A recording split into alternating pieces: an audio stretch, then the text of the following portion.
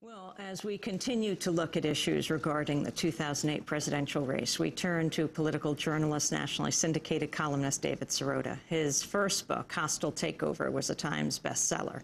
His latest book, just published, is called Uprising, an unauthorized tour of the populist revolts scaring Wall Street and Washington. David Sirota, welcome to Democracy Now! Thanks for having me. I appreciate it. Why do you think there's an uprising going on in this country? Well, you look at the major social indices right now, and people are really angry, and you can see it in the polling, you can see it in market research.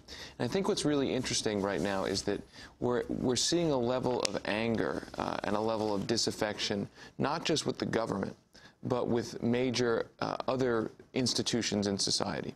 Gallup's poll shows that the anger in the country rivals, in terms of anti-government anger or dissatisfaction with the government, rivals that of the late 1970s. What's different is that there is an increase in anger at corporate America, at big business, at banks, at the financial system.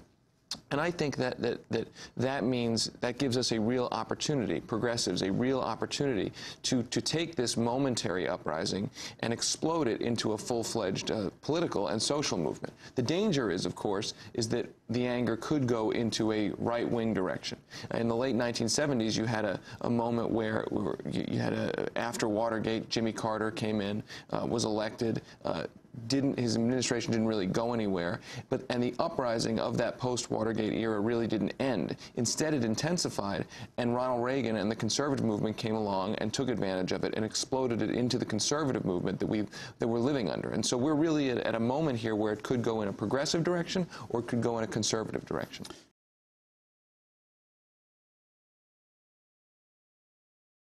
The uprising, as I describe it, is sort of that middle stage between disengagement and chaos and a real organized social movement. I certainly agree with you. The question is whether this election and the focus on the election is going to deter from creating a real social movement. Barack Obama, in particular, is portraying himself as a social movement unto himself. And I understand why he's trying to do that. He's trying to win the election.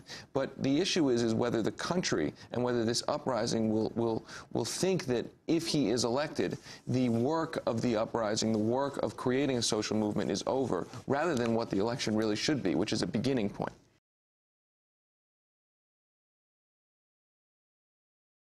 About the movement for a national popular vote. It's a hugely important movement, and let me explain how it works. You know, the Electoral College is in the Constitution, so it's very difficult to get rid of something that's in the Constitution.